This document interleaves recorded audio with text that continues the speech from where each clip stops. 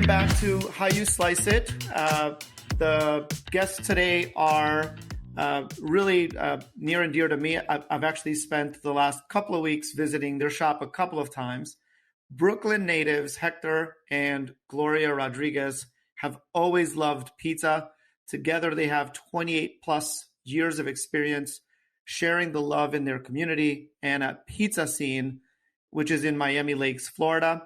Hector, I know you started as a delivery driver for Domino's and worked your way into upper management at Papa John's, making the leap and opening your own shop. Today, we'll discuss the transition from working in a corporate chain to owning your own small business and what it means to keep local thriving in Miami Lakes. And also, congratulations, you're our latest honoree in the Keep Local Thriving Award. So welcome to How You Slice It, Hector and Gloria. I'm really excited for you to tell your story to the audience today. Well, thank you for having us. Yeah, thank you for having us. To kick things off, again, congrats on the Keep Local Thriving Award. I know Pizza Scene is a mainstay in the Miami Lakes area. I saw firsthand the love that your customers have for your shop. Share a little bit more. I know, Hector, you sent me a really thoughtful note that I shared with our team, but perhaps share what that means to you and your family. Receiving this award, not only we loved it because we love working with Slice and the support that we get with you guys since day one, since we joined Slice. And it showed my kids that the little things that we do in the shop, and we only have one shop, but the little things that we do there, all the hard work does pay off. It gets recognized, and they see us. They see what we're doing there, and it just shows them that it's not only a family business. It's something that we take care of the community. We have friends. We've made friends. The people know us. They know my kids. They see the pictures on the wall, and they ask, "Oh, those are your girls." We got a picture on the wall with my daughter Gabriella when she was 8 years old, I believe, when we first opened the store. 7, 8 years old. Now she's one of the ones that is running the store. Oh my God. It just shows them, and it brings it down to earth and says, what we're doing there, we're doing something right because we're being recognized. We're doing good. Yeah. That means really a lot to us, and I couldn't agree more with you. The size of the business doesn't matter, and in fact, I do believe small businesses in the local communities make a much greater impact than any large organization can. So that really resonated with me, and it's exactly why we kicked that off. And I couldn't think of a better family, and this is a family-run business, to really recognize with that award. Tell me a little bit more about your story. What got you into the pizza industry, and perhaps how did that dovetail into launching your own shop? And I can imagine that was probably a very scary moment, but a thrilling one, and eventually a successful one. Well, growing up in Brooklyn, I always liked visiting pizza shops in the neighborhood. I grew up in Sunset Park, and I turned 18, had my first car, and Domino's was coming into the area, into Brooklyn, and my friend was working there, and then I started working there as a delivery driver. And one day I see all I was working at a store in Prospect Park in Park Slope, and I see all these managers come in, all young managers, 18, 19, with brand new cars. And I'm like, what are these guys doing? What do they do? And they start saying, oh, these are the managers for this store, this store, this store. I'm like, wow, these are 18. They had the Mustang GT and the Escort GT and all these cars, Camaros. I said, this is the thing to do.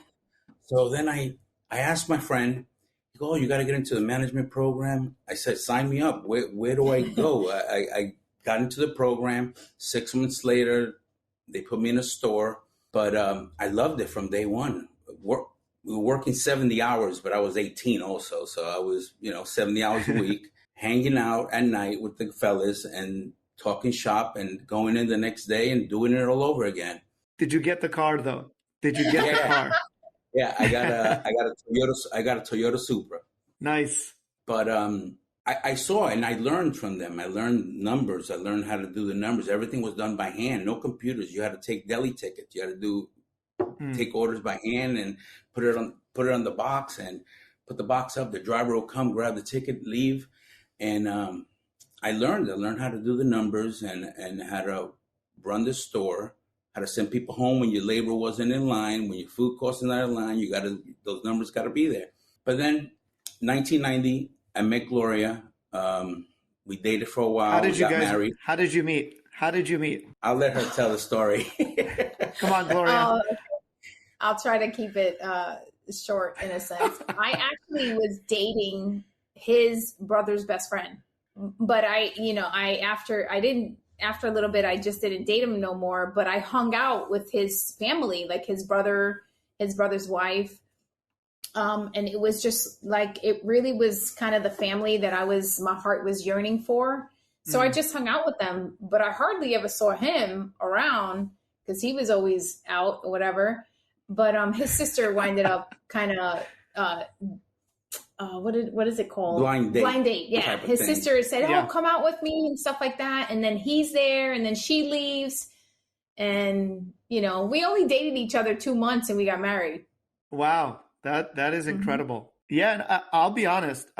When we left the shop, Brian, who leads our supplies business, both times, one of the things that we just kind of spoke about was just what kind of really strong family values. And, Gloria, you said, you wanted to sort of be part of that family, or at least it spoke to your heart.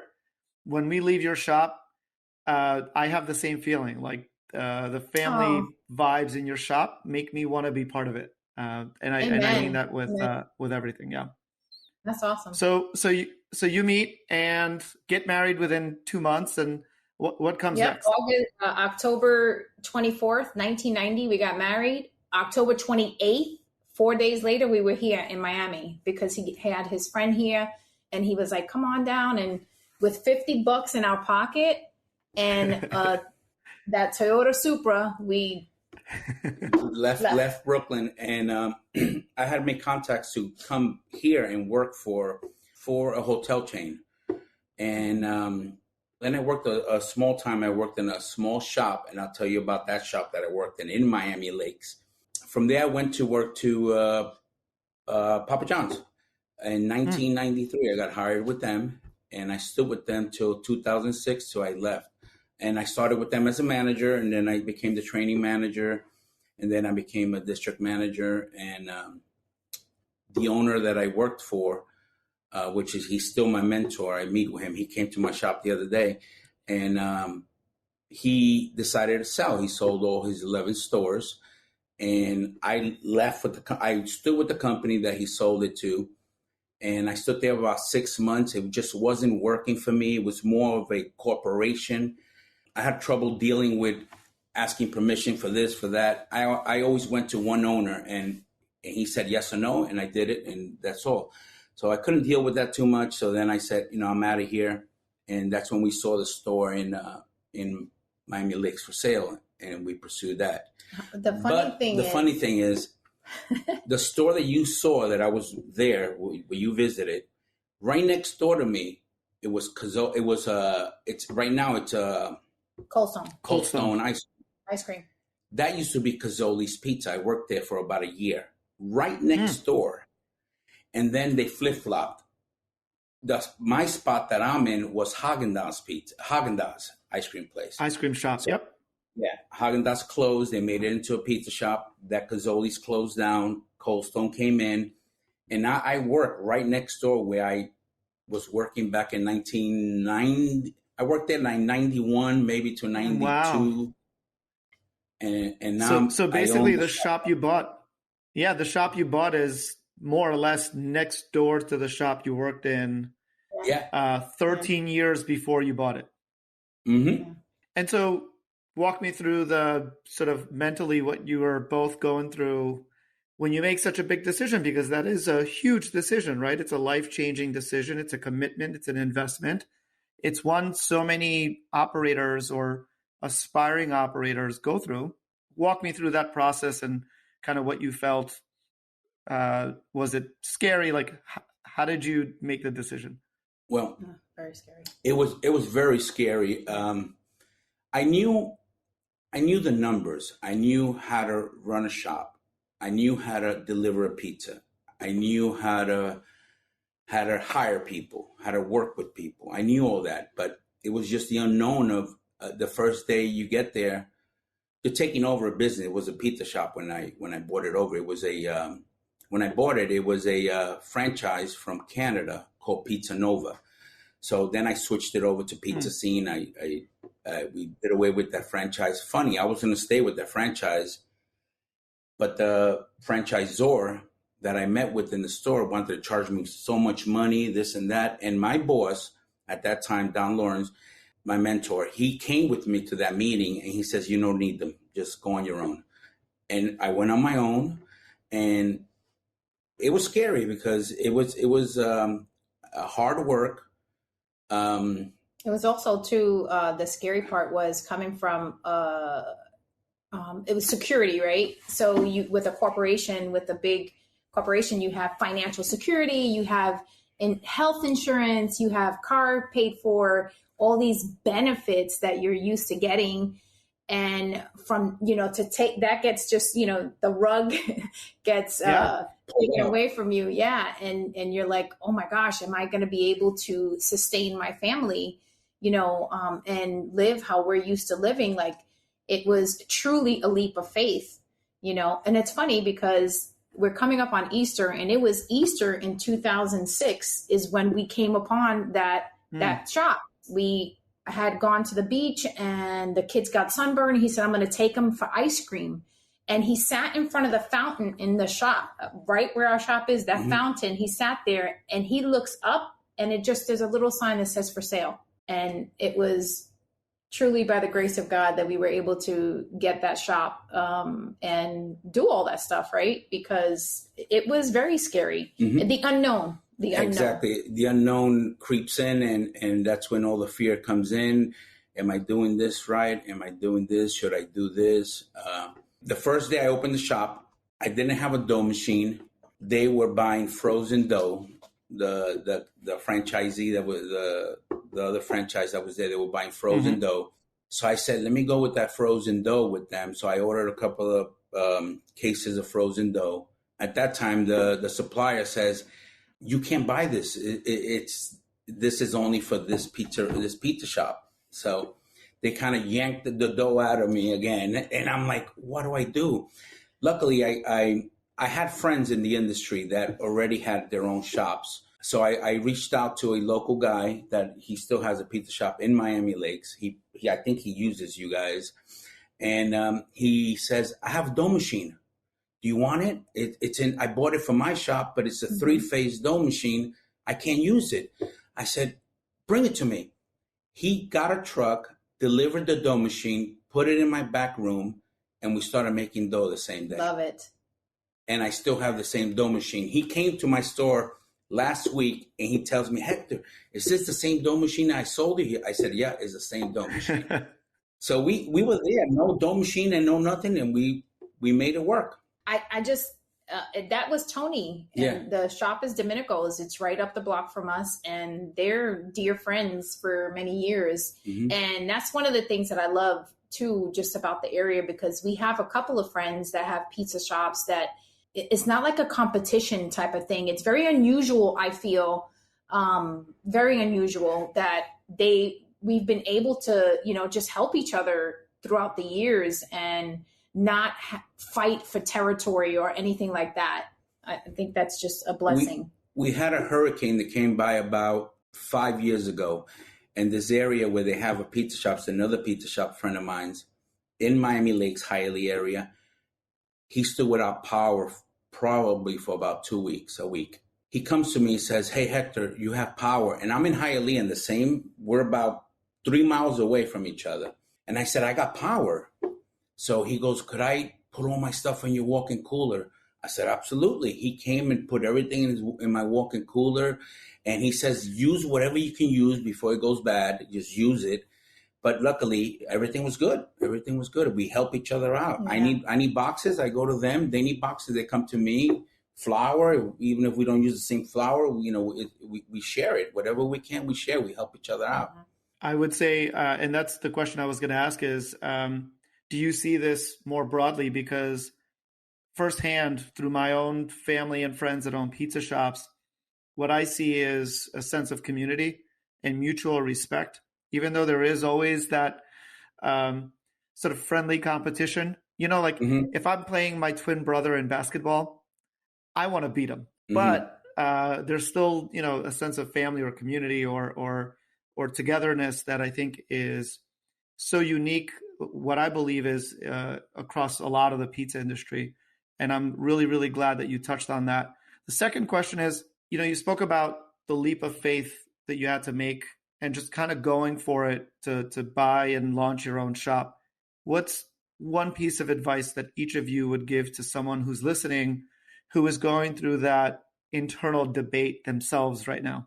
Well, failure is our best teacher, right? And failing forward is what I think, our perspective needs to shift. So failing is not the end of things, and you're not your failures. So I would say, just to find, community is important, right? Finding a community that can surround you if you're in doubt, or like we said, local other people, other, pizza shops, whether that be your family, your church family, whatever, to surround you and hold you up. I think that's super important, because without that, I don't know how we wouldn't have gotten through anything. It was very, very difficult in the beginning. So I don't know if that helps or that makes sense, but failure is not an absolute. Makes a lot of sense.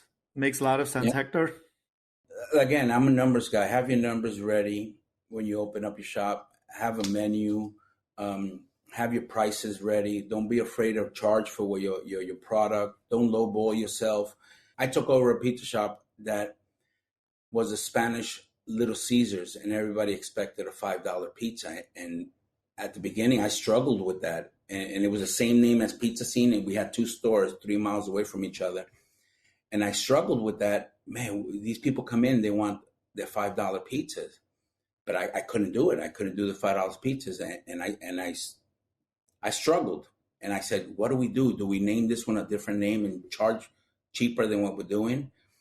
And I said, we're going to name it Pizza Scene, and we're going to charge what we charge. And it was good. It was good till the pandemic. But getting back to that, just have a plan.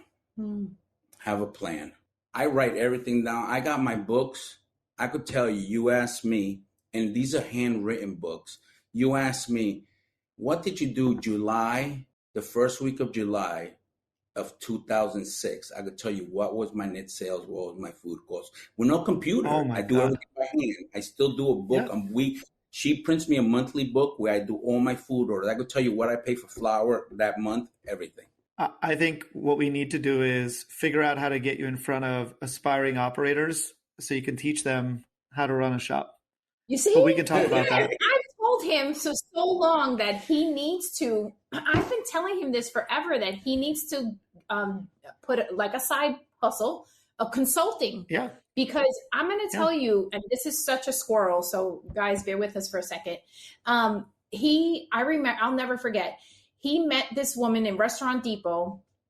I don't know how they met, the lady in Doral with the pizza shop. She had a pizza shop. She wanted to sell it. He went to look at it. She was a hairdresser. She bought the pizza shop next to her. She thought it was going to be, she could put somebody in there and it could run itself. So I don't know how I met her. I think I was looking for another shop, and I met with her, and I sat with her, and I told her what to do this, do that. And then I saw her in Restaurant Depot, and she was like, Hector, I did what you did, or I did what you told me to do, and it's working. It's working. It's like... He helps so many people, and he does it freely and lovingly, and he loves to serve, and he'll do it with anybody. But I said, I believe I'm his biggest fan. So I believe he can go into any shop and help them do better. Hands down. If your shop is not doing well, call this man. He will ask you some questions, and he's going to tell you what to do. You know what I'm saying? I just Hector, I think you may be the professor of Slice University. there you go. Let me tell you, I'm a numbers guy, and this goes back to my days with franchises.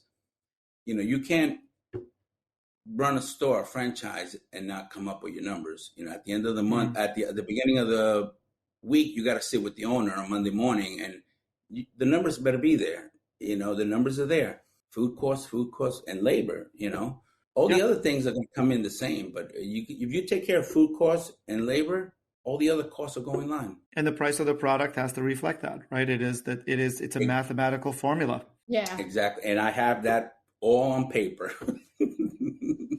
You mentioned your kids. I see them in the store.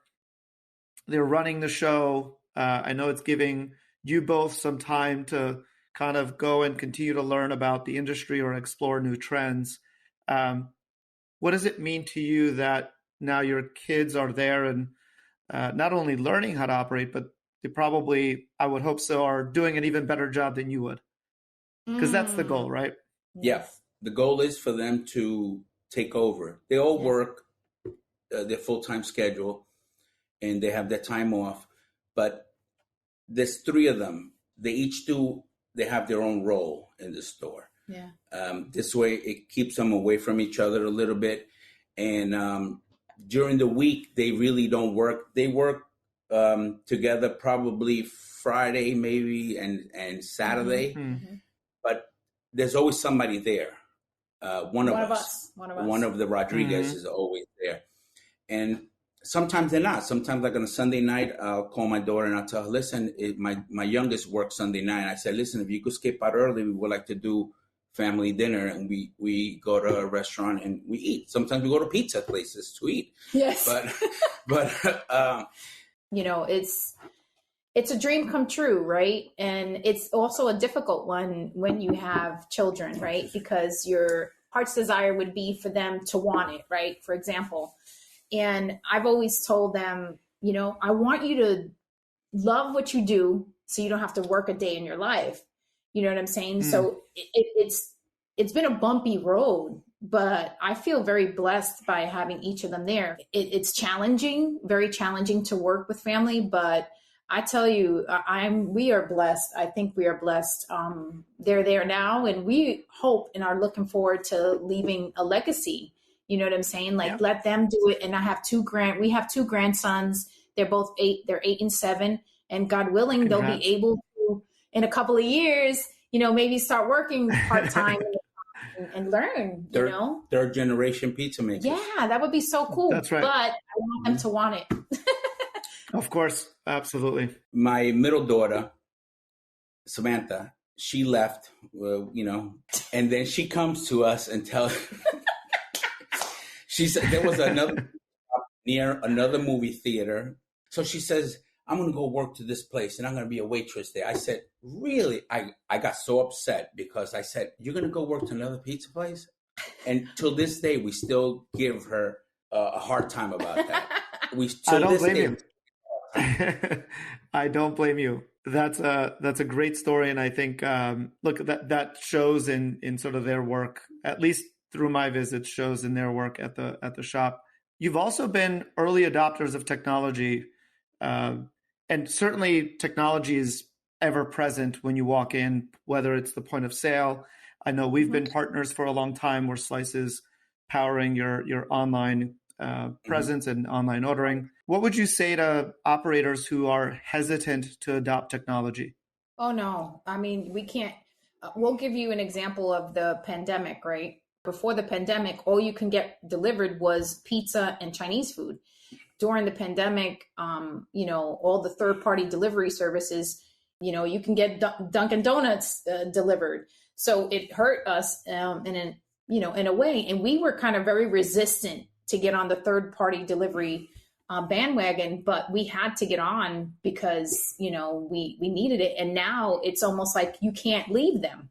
I would love personally to channel all that through our website so that we can just have, you know, Slice and, you know, power everything, you know, but I think you have to be a part of technology. You have to, in order to grow, You know what I mean? In order to grow, you've got to be open to technology, and hey, if anybody's, listening that maybe doesn't have technology, maybe not even have Slice, or POS system. Yeah, or a POS system. I say definitely, you get on board with Slice, because you guys have been pivotal in our growth and our continued development. So, and it's been a real easy transit. It's been easy to working with you guys. Really, really has, honestly. And the most important thing is a POS system. You have a POS system that sends all your, reports, numbers, guys. Reports, or even your tickets to the kitchen and stuff like that. You can't do it with no POS. It automates the workflow, right? It's yes. It consolidates all the channels. All the orders flow in the same way.